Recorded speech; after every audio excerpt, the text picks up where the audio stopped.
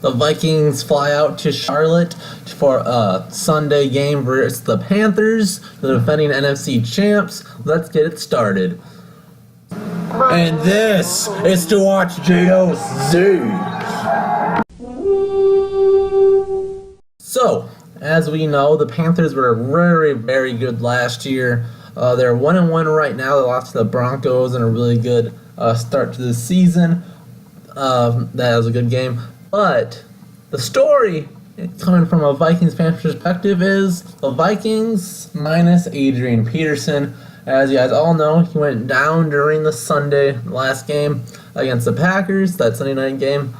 And it's been confirmed that he'll be missing a few months, 3 to 4 months, according to some reports. I wouldn't doubt if Adrian pushed it to 2 to 3. But yeah, you'll be out for quite some time. How will the Vikings do without him? Now, in my opinion, it won't be a big drop-off whatsoever, as McKinnon makes a lot more sense for our offense, as we're a shotgun here. McKinnon can run out of the shotgun much, much better than Adrian can, and he can block and receive better as well. So with our offense, it actually makes a lot more sense for McKinnon. Now, with Adrian, the better pure runner, yes, he's the reason he was an MVP. But the way our line is right now, it might be better if we're more of a 60-40 passing team with a shotgun running game to back it up. That's how I feel, so that's how it makes it better. Asiata is one of the best backs in the league in the goal line situations. One of the better downhill runners in the NFL. And we just signed Hillman, the guy from the Broncos, who's extremely, extremely quick. Remember when the Vikings played against him, he'd get around our defense, and we have a really quick defense. So I'm really excited to see what he brings. And something that I'll elaborate on in a further video, I wouldn't be surprised if Cordell Patterson got some carries as well, because talent-wise, he's probably a little bit more talent than McKinnon and definitely more than Asiata. He's known for making moves, so his guy just to pitch it one way or the other. And as bad as he is at catching balls or being a receiver, his reception skills for a running back would be fairly high. So I wouldn't be surprised to see Cordell Patterson in for a few carries as well, and just to test our waters, see how it goes. But I would guess, from what I saw last game, I would be predicting a lot more Asiata, as he'd probably be the primary back, and then McKinnon in for some of the other stuff, maybe a 60-40 split right there, maybe a little bit less to sprinkle in for Hillman or Cordell Patterson, like I've been saying. And now for the passing game, Sam Bradford and Stephon Diggs lit it up versus the Packers. The Packers have a solid pass defense where they struggle in his run defense, and surprisingly, that's where we struggled at last game with getting any type of running game going. So if we can pass as good as we did last game, if Diggs can get on a 100-yard game, if Bradford plays mistake-free ball, spreading the ball around, making plays of what we brought him in for, I don't see any reason why we can't score over 20 points versus the Panthers. Really good defense. It depends how well we can really beat Luke Kuechly, because I really see Kuechly being a big factor in our running game and shutting down Kyle Rudolph. Because as you guys know, Kuechly is, in my opinion, without a doubt, the best linebacker in the game right now. His coverage skills are amazing, and he can blitz, and he's so good at tackling. He can recognize plays very, very quickly. All the respect to the world to Luke Kuechly. So, where our biggest problem on offense is O-line. Now, another injury that happened was Matt Cleel getting put on the IR.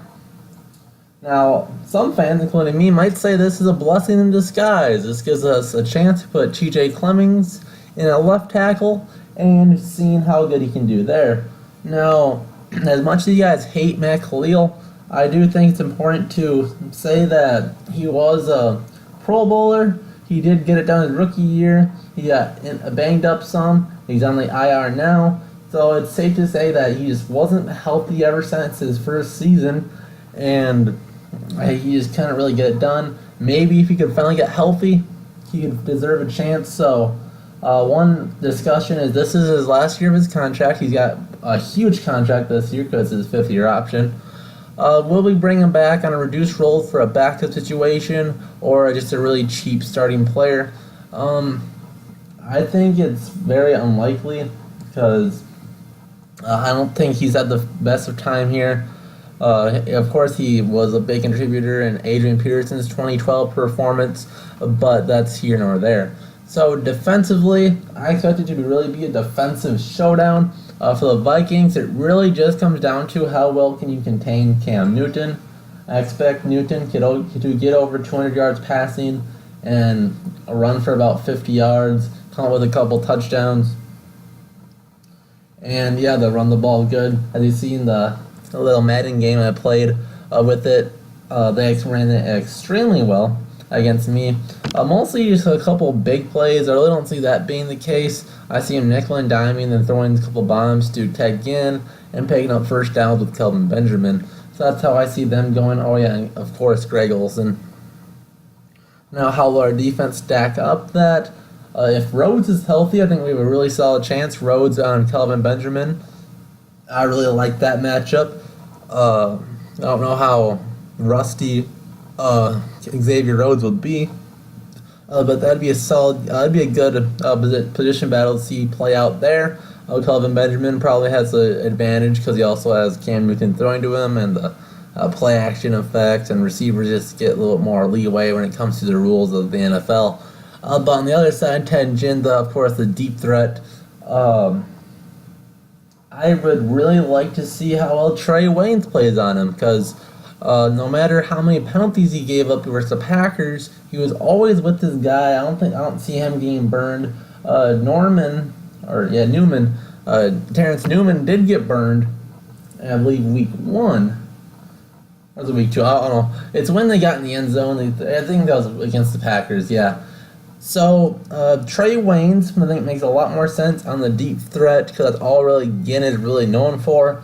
Is for Cam Newton to throwing him bombs and hoping he can come down and not drop it. So I think we match up well defensively.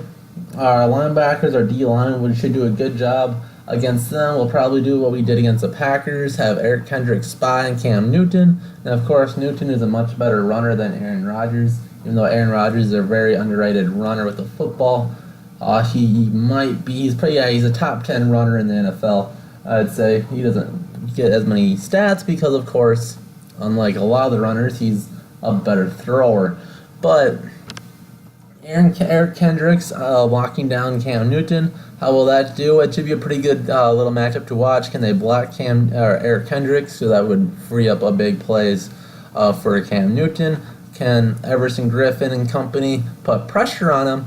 And so hopefully we can get more turnovers like we've been, putting the ball on the ground on defense. And hopefully, unlike last game, we can fall on the ball and make plays.